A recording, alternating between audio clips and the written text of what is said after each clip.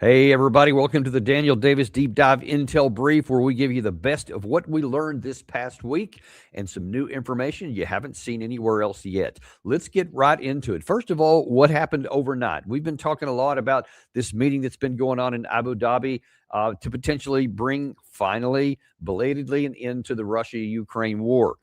But as we have been finding out, at least so far, as of right before airtime here, no results have been found. There have been 2 days of conversations, two meetings, and one of the kind of an unusual situation. Nobody's leaking anything about what's happened. We did have some conversation and some statements both by the United States, Europe, and the Russian sides and the Ukrainian side before the meetings about what people were thinking heading in. But so far, we don't know anything. In fact, the only thing that Zelensky has said coming out of today's meeting is that we're still working on, I think the phrase he used was the parameters of some sort of a settlement, some way to get to an end. But he didn't say what those parameters were, what the topics were. And there are more meetings that are scheduled potentially as early as Monday. Maybe even tomorrow, they're going to continue the conversation. So I guess in terms of diplomacy, that's probably good news. If the sides are not, it hasn't ended in acrimony or nobody's blasted anybody else, then I guess that means that there's still an opportunity. Meanwhile, while that's in a balmy 75 in Abu Dhabi, it's still below zero in Kiev, and Russia has not even relented a little bit in its attack, as you can see there. This is from overnight, when 370 Russian drones and some number of missiles, just almost a total of 400 air vehicles of various sorts were sent in, once again hitting lots of the energy infrastructure, damaging and destroying, in some cases, even some of those facilities that had previously been hit and repaired, just continuing to splash more and more of Ukraine into darkness and into the cold. And as you can see from these pictures that are shown here, they're not all military targets hit. They're not all energy infrastructure. Oftentimes, a lot of this is just in residential areas, and the Russians claim, "Oh, this is all just missiles that are misfiring." You can't claim that every time. Every time all these shots into the residential areas, all of these aren't just errant air defense missiles. I don't know if they even have that many anymore. One of the interesting things about this, from what's being reported, there was one of the it looked like maybe even an experiment on the Russian side. Some of the missiles that were fired from a very short range right on the other side of the Russian border with aircraft, with a Russian fighter jet where they launched these missiles from. That's important because that shows that the Russian aircraft were able to get right up to the border, where the Ukrainian air defense should be able to easily shoot down the Russian jets or the F-16s that we have given the Ukraine side, or even some of the fighter jets that they still have that are operational, should be able to, using air-to-air missiles, be able to knock that down, or ground-to-air missiles with the range that they have. This is one of the reasons why Russia has operated from so far beyond the boundary, beyond the range of the air defense systems that the Ukraine side has, because they still do pose a serious threat to Russian aircraft. But this aircraft came, I want to say, within like 30, 40 miles of the border before it launched its missiles, and then turned around and apparently did so safely. My guess is that was an experiment to find out how close they can get and how weakened the air defense system in Ukraine really is. And if that's the case, if this report is accurate, then that shows that the Ukraine air defenses are even more degraded than we may have thought. That could imply that the Russians could then take its air force and move even closer to the border, launching more missiles and having even more damage, because a lot of these are very accurate missiles. So things could be getting worse for the Ukraine side. All that definitely has a role to play in what's going on in the Ukraine side, in these Abu Dhabi meetings here. Now, interestingly enough, Steve Witkoff, while he was still in Davos, was asked a question about the Abu Dhabi meetings, and here's what he said going into that meeting. I think we've got it down to one issue, and we have discussed iterations of that issue, and that means it's solvable. So if both sides want to solve this, we're going to get it solved. That's my view. And I told the president that last night. And last night, Mark, I think, and it informs on this, the president sent out the tweet. We had a great meeting about NATO, about the European-American alliance, which informs on this conflict too, I think, as we discussed. So I feel encouraged. Yeah, I feel encouraged about what? I wonder, because what he said there was we're down to one major issue. Well, the thing is, the Russian side also made some statements heading into these meetings, and that was from Yuri Yushakov, one of the senior negotiating partners on the Russian side. And he reiterated that they are still where they were at the Anchorage, Alaska meetings last year. Now, the Anchorage, Alaska meetings are what they said at the time was still where they were in June of the previous year, in 2024, which, of course, as you know, is demilitarization, denazification, territorial acquisition of all four of the administrative borders of all four of the areas that Russia annexed in 2022, and neutrality status, no NATO. So unless you've agreed on three of those really four major issues and you only got one left, that would be something to be encouraged about, because that would necessarily mean that the Ukraine side has agreed to submit on those areas. So if that's true, then that is a big deal. Which of those four are open, we're not real sure, although Zelensky may have given us an indication. I think that this was actually today after the meetings. It's one of the few things he said regarding the meetings, and what he says is one of the sticking points. Донбасу ключове.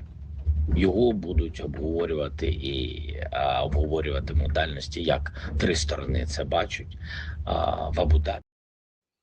Yeah, the Donbass. That's a big one. It's the main one for Russia, but it's hardly the only one, because part of that Anchorage, Alaska, part of that June 2024 is also Kherson and Zaporizhia. And there was some at least claims in Western media earlier last year, or at the latter end of last year, where there was some claims that some of these negotiations where the Russians showed some flexibility, that maybe they would just say where the line of contact is in the southern part of the zone in Zaporizhia and Kherson, maybe that would be enough. Maybe they would say, we'll take that as long as you get out of the Donbass. I know, I read those stories, I read those articles. I just have a real hard time believing in him. I have not seen Sergei Lavrov. I have not seen Yushakov. I have not seen Peskov. Definitely haven't seen Vladimir Putin. Any of those guys have said that. Only Western media claims that things have been said behind the scenes.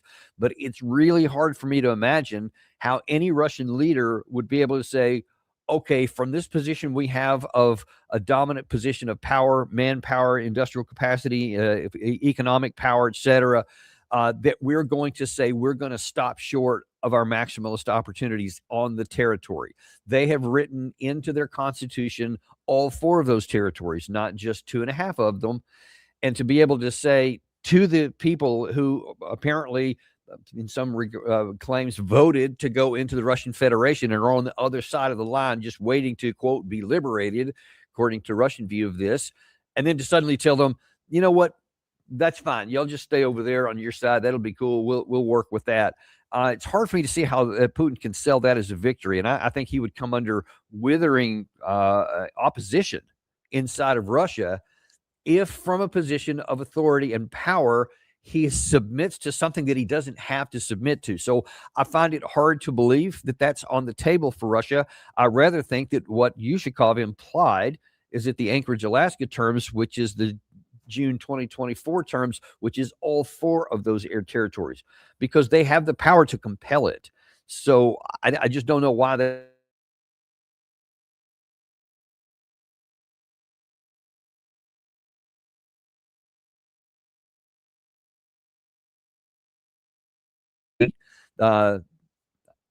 I just don't see that there's a lot of reason to be optimistic that the war could come to an end that will satisfy the Russian side. I won't even say that there's not one that's going to satisfy the Ukraine side, but I can't see one that's going to satisfy the Russian side, that if they agree to something, especially if it has anything to do with leaving the current government in position without any version of what the Russians have called denazification, without a substantial reduction in the Ukraine armed forces, the demilitarization. I just can't see Russia stopping with that, because if they allowed the current government to stay in place and let it call all its shots, no problem, and allowed any kind of a large military contingent that had even bilateral or multilateral operations with NATO countries or Western countries, then you have every reason to think that there's going to be a new conflict coming in the future, that they're just going to continue to build up. Russia has argued against this very thing, or at least many voices have. Actually, some of the Russian Federation officials have, even Lavrov. I think Putin himself has even said that. So it just doesn't seem likely that, having staked out their position over all this time from a position of power, that they're going to settle for something less than that. We'll see how it works out, but I rather think that Russia's going to stick with their maximalist positions from June 2024, and I would be shocked if it comes up any less than that. And if they don't get it at the negotiating table, I think they'll just continue to press on until they have a military victory, which, as I've said, won't stop at the administrative borders of those 4 oblasts. It will likely go at a minimum up to the Dnieper River, taking the Black Sea coast down in Odessa, and probably Kharkiv in the north. I think that's the minimum that they would talk about, and then we would see whether they would think that it was cost effective to try to take Kiev. I don't have any idea. That's a long way down the road. A lot of factors we can't predict in between now and then, but those things are on the horizon. We'll see how it plays out. Let's shift over to Iran that we talked about this week, because at the moment, there is still a lot of combat power that's been moved into the region. You saw a couple of days ago where President Trump said, again, there is a massive armada, he said, that's heading to the region. I think that was on Wednesday when he said that. And so there's lots of people looking to see, are we on the precipice of a war with Iran? A lot of the information that I had earlier in this week said that somewhere around the 25th or 26th, and so that's basically starting tomorrow or the next day, a potential window opens up where strikes could be done. Now, whether that's wise or not is a very different question, but the window of potential capability based on the combat power that's been sent into the region and its location in the sea, especially with that armada there, it has to be closer than 600 nautical miles to the target, and I don't think it's quite there yet, but apparently it's getting close. But the real question is that we want to look at, from things that we discussed this week, is what is the utility of this? What is the likelihood of success? If success being an end state that would be of benefit to the United States or our allies in the region. And Larry Johnson talked about some of that. If we start these apparently large-scale strikes, whether it goes directly after the regime or just after the IRGC, what do you expect the Iranians to do in response? They'll shut down the Strait of Hormuz, for starters. They'll attack every U.S. base that's there in the Persian Gulf. And we've got about, in addition to Al Udeid and the naval facility at Manama, I know there are at least 4 different camps inside Kuwait, an air base in Saudi Arabia. So there are about 8 or 9 different facilities that Iran would attack. Now, what I find fascinating, I've got a buddy who's still inside in the military. He was insisting that we have a capability to shut down the Iranian missile attacks. And I didn't get into an argument with him over this, but I simply pointed out that if that was the case, why the hell did we fail last June? If we had that capability, not a single missile would have hit Israel. And that's not what happened. Israel got hammered, and hammered big time. And that is really one of the biggest issues in there. The biggest threat to the United States economically is if Iran shuts down the Strait of Hormuz, because somewhere around a quarter of all the globe's oil and gas transports moves through that, and it would have devastating consequences on the global economy if that happened. The next thing, the number one military threat, is the Iranian missiles.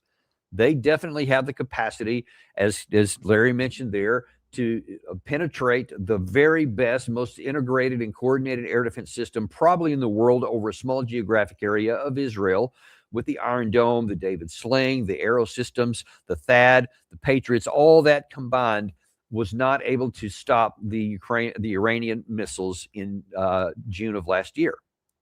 That's also very clear that during the course of that 12-day war, as we have seen, that the percentage of Iranian missiles they were getting through continued to increase. So they were getting better at it. Israel saw then that, we need to cut this deal off. We need to stop this operation now while we still have some control over things and while we haven't suffered too hard of damage. Well, you can be sure that, as is always the case, the Israelis are going to do what they can, and they're going to do a lot of after-action reports, and they're going to try to and beef up their air defense capabilities to try and protect themselves better. And you can count on the fact that the Iranian side will also do its best to analyze why they had success toward the lad and what can they do to increase that success in the event that there's a future attack. That all is going to continue on in this short period of time, unless you have some technological breakthrough that I'm not aware of. It's going to be really hard for Israel to change the dynamics. When you're talking about, a lot of these things are decades in the making, these air defense systems, and the fact that it performed so poorly the last time, just months ago, the idea that it's going to perform any better, any materially better, is just pretty low. And the chances are actually better that the Iranians will figure out a lot, because some of it was actually employment techniques is one of the reasons why they could see how the Iron Dome performed, how this integrated system performed. So they were able to identify weaknesses that you can't just technologically fix. So the expectation should be that if there's another war, that Iranian missiles are going to be more successful getting through, and it's probably going to have a much higher target, a much more painful target list than they had the last time. Because if you're going in with the stated objective of regime change, then you have undercut the motivation of the other side to restrain itself and how it responds. One of the reasons they didn't last year was because they didn't want to get into a full-scale war with the United States, because it was a painful thing on their nuclear power situation system, but they didn't want to get into a full-on war, because then they realized that it could be catastrophic and possibly even existential for Iran. But if your entry-level position is to have an existential attack against the leadership, now then you have taken away their willingness to restrain themselves, and you have increased the probability that they will then try to have as much pain on you as quickly as possible. Classic use it or lose it situation, in an attempt to say the cost on you is going to be so painful and it's going to accelerate the longer you try to do something. And all they have to do is survive initially while causing extreme pain. And they may calculate that's the best way to try to deter the United States further. We create that dynamic if we go in. So this is really not a good idea, not something that we should do. And in fact, speaking about missiles, we had MIT professor Ted Postel on this week, and he also weighed into the situation to how effective would our air defense systems be defending against Iran. Do we have more capability to defend our bases in the region, not just in Qatar, but in the region? No, not really. It's easier to defend against the shorter range ballistic missiles because they travel at slower speeds. But basically, the defense is not going to be very capable, especially if the Iranians choose to use lofted trajectories like the Oreshnik. The Oreshnik is a missile capable of much longer range, but it's on this highly lofted trajectory. So it comes in at a very high speed, and it comes in at a steep angle. Now, think of radar has a face, and the radar face is most efficient when it's looking perpendicular to its face. When the radar is trying to look vertically, its projected area is very small. And in fact, this results in the radar beam being very much wider and less accurate in its tracking capability than it does when an object is coming in at a regular, 30 or 40 degree angle. So things coming in at a high attack angle cause the radar tracking capability to degrade dramatically. On top of that, the speed of approach is much higher, and the accuracy with which the adversary can place their warhead is much higher because they don't have to contend with a long path through the atmosphere. Now, listen, the Iranians have proven over the last number of years, quite a few years, in demonstrations of their capacity, whether that was in Saudi Arabia against Iran or even against American targets. They have shown that they can be pinpoint accurate in when they fire their missiles.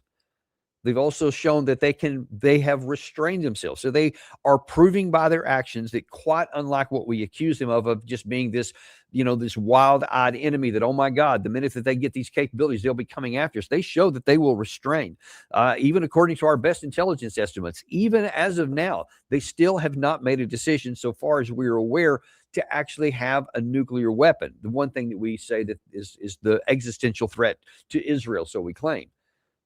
but they haven't done that. And there's been lots of motivation, lots of reasons why they would want to. I think it was John Mearsheimer on our show has said that it's puzzling to him why they haven't, because we've given them every incentive to do so over the years and have proven, look at North Korea, that once you get those nuclear weapons, then it's a whole different ballgame, and now that your regime is a lot safer. I've also been a little surprised they have, but grateful that they haven't. But look, I have argued so many times that the more you push like this, the more you increase the risk that they finally do take that action that we claim we don't want them to take. And, one has to ask the question, why in the world is the U.S. pushing so hard on this? Why have we helped Israel in 2024 on 2 occasions defend against an Iranian attack that itself was a spawn of an Israeli attack against Iranian assets and targets, whether it was in their embassy in another country or it was in their capital city of Tehran? And then, of course, we joined in the 12-day war last year under Trump. The first 2 were under Biden. One has to wonder, why are we taking so much action and have this action now right on the precipice of going into Iran when no American national security assets are even at stake? Iran is not threatening to attack us. Iran is not threatening to go to a nuclear weapons program. None of those things. Well, as Trita Parsi explained, there is a reason.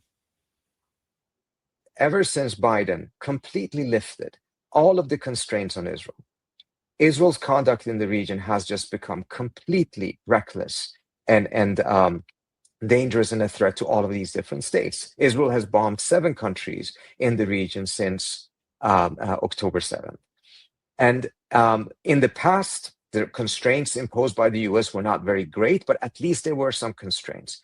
Now they're all taken off. Trump has followed the same pattern. And as a result, the Israelis even went as far and bombed Doha and Qatar. So that then gives these countries a wake-up call. If your alliance with the United States is not sufficient to protect you from the Israelis bombing you, then you need another configuration to be able to balance against the Israelis, because you cannot rely on the United States to do so. And, that is just the bottom line. That's just the bottom line. The Israelis have a motivation, whether you agree with it or not. They by themselves have decided that the Iranian regime as it exists is an existential threat to them, or at least they perceive it to be so. And so they're taking action on that. I disagree with that. I disagree with it strongly. I think that it is self-destructive for Israel. I think that their policies are foolish and harm their own national security and definitely lay the seeds for even more disaster in the future. I think that it is so short-sighted, it's hard to believe. But it's Israel. You guys can do whatever you want to do. It's your country. It's your region. You have to take the action. That's understandable, even if I disagree with it. What is not understandable, and for which I disagree even more strongly, is why the United States of America should literally subordinate our own national interest to that of the Israeli state.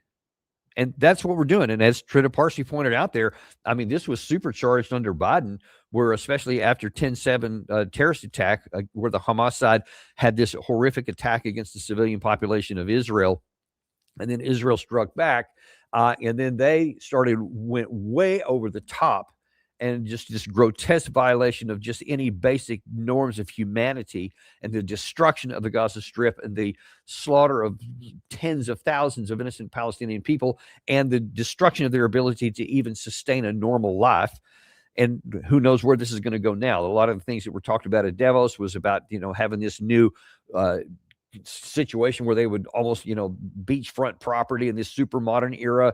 We'll see if that ever comes to fruition or not. We'll see if the Palestinian people benefit from it. If it does, I have questions about that, but we'll see what's going to happen. But it is not in America's interest to say, you know what, to try and facilitate that, whatever the Israelis say, we're going to do. And to the point to where you would literally hand over aircraft carrier battle groups, all the American troops that are in the region, and say, here you go, Tel Aviv, here you go, Jerusalem, whatever you want to do, just tell me where we need to send them, and we'll give the orders, and our troops will go and carry out this attack. That's the bottom line here. Whether you like it or not, whether that makes someone angry or not, I don't care.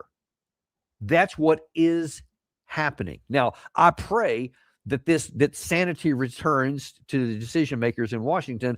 And we realized that, as Ted Postal has talked about, that as Larry Johnson has talked about, that is evidence that we can see over the last number of years, to include the 12-day war. It would be foolish to the highest degree to start any kind of unprovoked war against Iran. Not only does it violate the U.S. Constitution, the 1973 War Powers Act, and just common sense, it's also potentially self-destructive, because you would then put targets on the backs of our own troops in the region for which we don't have sufficient air defense, and you could be causing the deaths of our own people, something that can't be supported. I've actually seen some headlines earlier today, thank goodness, that are talking about, listen, when you look at all the combat power that's been sent there, it's not a fraction of what was sent, say, for example, in the 2003 Iraq War. Forget about the ground component for a moment, just the air and the naval component that were sent. Apparently, it's not a fraction of the combat power that was sent there to sustain something that lasted, whatever it was, 5-6 weeks, I can't remember.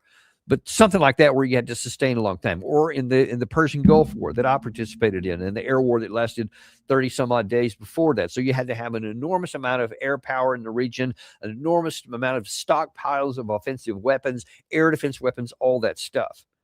According to an analysis, we don't have a fraction of that. So if we start something, we don't know where we're going, we don't have an attainable military objective, then we start something that we can't finish and could come at great cost, which could then suck us into an all-out war. That is what is at stake here, and what I hope before one missile is fired, that we get better at this. And look, if Trump wants to come down and say, hey, you know what? I made a negotiated settlement with Iran, and we've come to an agreement. Terrific. If people mock him and say, oh, that's the cold taco thing with Trump, I don't care what language is used. I just want to make sure no Americans get killed and that we don't get into a war we can't win. That's what I want to see.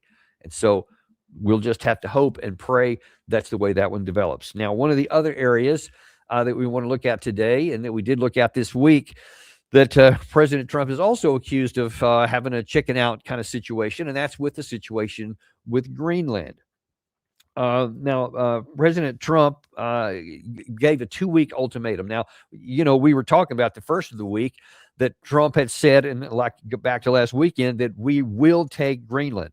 We'll do it the easy way. We'll do it the hard way. And I don't care what Greenland says. That's their problem. We're going to take it because we can't have our national security unless we own Greenland. Right? He was really emphatic upon that. And then after Davos and some conversations that took place, then now all of a sudden he's saying, well, we don't actually have to have it. Maybe we can just have a negotiated settlement. But then he kind of waffled back and forth on that too. And all of that has caused so much rift with the North Atlantic Treaty Organization. And now it's got a lot of people within NATO saying, what in the literal hell is going on? Where the linchpin of the NATO alliance since 1949, the United States, is now all of a sudden like this reckless band of people that you can't trust. And if you lose trust, and if you lose the conversation where people think, not only might you not be there if we need to have an Article 5, but hell, you might even turn against us, as this was even contemplated, because as his abject refusal to take military force, refusal to take it off the table, to take Greenland by force against our own allies. That has caused a lot of people in the West to start recalibrating things and rethinking, is this something that really is in our future?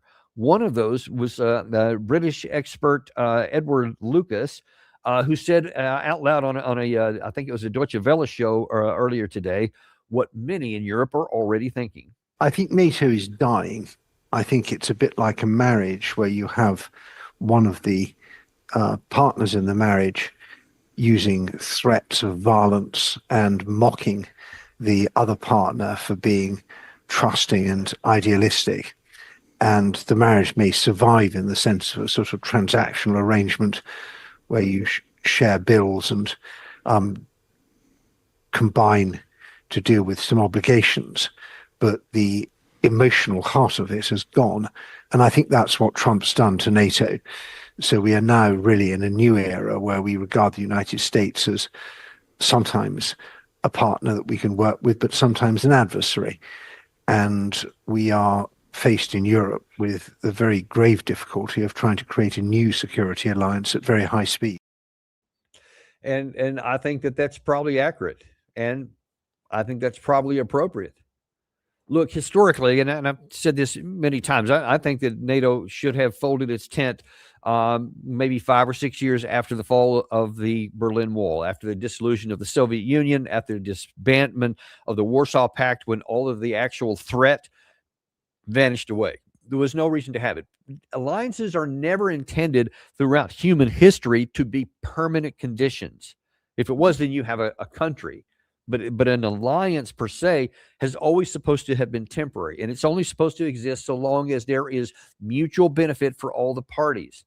And the minute that there stops being mutual benefit, or that there's a reason for its existence, where something that threatens everybody and collective security is the only answer to that, then it needs to go away. And if you have to start looking for some enemy to find to hold everything together, then that tells you that you probably don't need it. And we should go back to a situation to where countries provide for their own national security. Now, that's not to say that everybody just goes their own separate ways, because that's been part of the reason why wars in the past have happened, even in Europe, and especially in Europe. But there are other multilateral organizations that can do it. There's the European Union, there's the OSCE, there's other things. Maybe they can create something new so you can replace it with something that makes sense in today's world. It ain't 1949, folks. So why do you want the same thing that was a meant a lot in the 40s, 50s, and 60s? This is not that time anymore. This is not even the 1990s. It's radically changed from then. So we also need to radically change our national security apparatus right now. And unfortunately, the United States has been given these just really unstable signals that causes a lot of problems for our allies. And instead of doing something that makes sense and doing something you can celebrate your successes and then work cooperatively on whatever comes out, because there's every reason for the United States to stay closely aligned with our cultural allies in Europe. There's every reason to keep doing that, but in ways that make sense now. And unfortunately, that's everything I've just described is some of the problems we've been having right now in the security arrangement. But then in the economic arrangement, Howard Lutnick, also at the Davos, sent chills down a different part of the spine in Europe. We are in Davos at the World Economic Forum.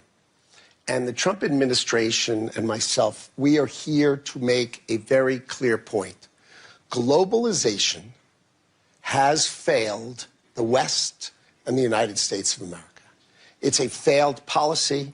It is what the WEF has stood for, which is export, offshore, far shore, find the cheapest labor in the world, and the world is a better place for it. The fact is, it has left America behind. It has left the American workers behind. And what we are here to say is that America First is a different model, one that we encourage other countries to consider, which is that our workers come first. We can have policies that impact our workers. Sovereignty is your borders. You're entitled to have borders.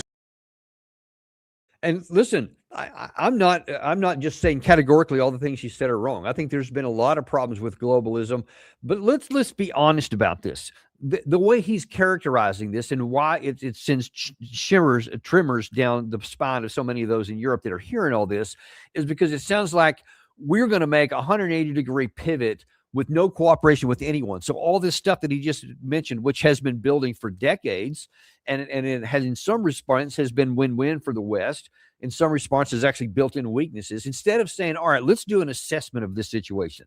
What's working and what's not working? Where have we made ourselves vulnerable for this? And let's go into directions that can help us out.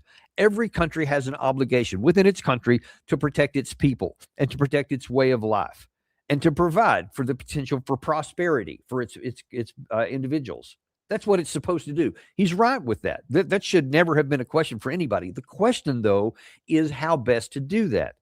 So in the environment that's right now, and if there are correctly identified real problems with it, then let's get to work cooperatively and saying, here's the areas where we think if we disagree with some stuff, this is what we think, and this is what we're going to do within our borders, and we're going to give you time to figure out what you guys want to do and where can we cooperate. But in these areas where we disagree, we're going to have to move in this direction. But you do so in a cooperative manner, and you do so in a way that's going to say, okay, over time, we're going to modify what's been going on here so that where we can, let's keep having a win-win, because there is reason to still cooperate. Even if you're going just within your own borders, you still have to do international trade. You still want to be able to trade with other partners, because that's how you help your population. So you're not just going to get rid of that and go into this genuinely isolationism deal to where, all right, we're not doing anything with anybody. We're going to stay in our own borders, because that's not working either. It never has. So let's identify problems and fix them for everyone's benefit. That would get a lot of people excited in Europe. But when instead you make it sound like we're going to do whatever the hell we want to do, and it sucks to be you if it doesn't work out in your favor, and if you're smart, you're going to get on board and whatever the hell we tell you to do, that's what you're going to do. Otherwise, figure it out. That's the attitude that goes along with it, which is what's militarily and national security wise causing friction on that hand. Now then, economically, it's on the other hand. And all of that gets together to say that the leadership of the United States appears unstable to many of our allies. And if we already have antagonism among our adversaries around the world, but if now then you're going to take who has been our most staunch allies and supporters and say, we're going to actually tell you sucks to be you, and have antagonism even there, what does that leave us? Right now, we perceive in the United States that we are the big dog on the block, economically and militarily. And we are a big dog militarily. We are maybe the big dog economically, at least one of them, one of the top 2 or 3 for sure. But the idea that you can go it alone and tell your adversaries, pound sand, and then tell your allies, pound sand too, folks, that is a recipe for future disaster. Because you tell people that enough, then some of your allies are going to naturally go where they think that they can get more stability, where you tell them, hey, you need to do work about your own national security and your own borders. They may listen to you and say, fair enough. I think our future lies elsewhere, maybe with other economic conditions, maybe BRICS. That seems to be a little bit more supportive because they don't ask a lot of us. They don't make these demands. They don't weaponize our own interaction with us against us. It's transparent. It's transactional. We can work with that. So we can negotiate deals and they'll abide by them generally. We'll abide by them. So you don't want to put them in a position to force them to go out to that way. And right now, I think that British expert there is probably right, that this is one of those cases to where I think maybe all of this combined has caused Europe to say, based on everything that's happened up to this point, and I'm talking about over decades, not even just the Trump administration, but to finally say, our future is not this way. This is now unstable. And we're going to start the process of moving forward. It's not going to happen overnight. I think that right now it's in Europeans' interest, and I imagine you'll see in the coming days and weeks to where they'll try to just tamp this down and to paper over it, and they'll put smiles and backslaps and hugs and stuff like that at different forums and try to paper over the differences. But I promise you, behind the scenes in the conversations and off camera, these leaders are going to be talking to one another and saying, all right, we need to plot a new course here. We need to figure out something else where our own security is provided by ourselves, where we can control it and we're not at risk of a petulant leader of the United States, whether it's the current one or a future one. And we need to go somewhere that has a little bit more economic stability. And I think that they're going to start moving in those directions. And it could be that that divorce kind of mentality that they may already said, this ain't going to work out. So we'll just be roommates here for a period of time until such time as I can say, yeah, here's my papers for divorce. That's where we could be heading. And those kinds of things done well can still end in a mutual beneficial situation. But those things done poorly could rip the fabric instead of having pleasant detachments where you maintain good relations, whether it's in a marriage or in international relations. Done poorly, we will be harmed. So those who may think that puffing out your chest and saying, yeah, I'm just giving orders and telling everybody what to do because I'm the 800-pound gorilla. Yeah, you are today. But those days are numbered, folks. They always are. And the longer we go down this path, the more we set ourselves up for future disasters. I'd love it if we changed our course right now. It's not too late. There is still a path. We can just through sanity and just adult conversation and maturity dare I say, a little bit of wisdom, it would be great. There's probably not a lot of that, if we're being honest. There is at least a hope that maybe, even in our current environment, even with the arrogance that is just blinding our own eyes, that maybe we can see through enough of this. Maybe this Iranian situation is a first opportunity to say, oh, snap, we can't launch this because we can't defend against what could happen, and it could be catastrophic for us. Let's let sanity reign here.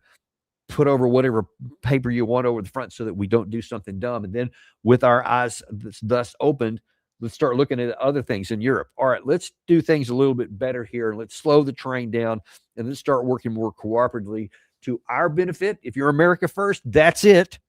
America first benefits us from doing things wisely and sanely and cooperating with our allies where we can, cooperating with our adversaries where we can, and defending where we must.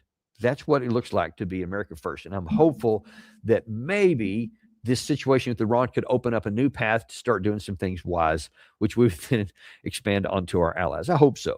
We're going to continue watching this, though. You can count on the Daniel Davis Deep Dive to keep you updated on everything that happens. If there's any breaking news over the weekend with Iran, tune in here because we will definitely be on top of it, or anything happens. If there's any breakthroughs in the Russia-Ukraine war, we'll bring you that too. We're hopeful for peace breaking out everywhere, but we're prepared if it doesn't. Thanks very much, folks. We'll look forward to seeing you next week on the Daniel Davis Deep Dive.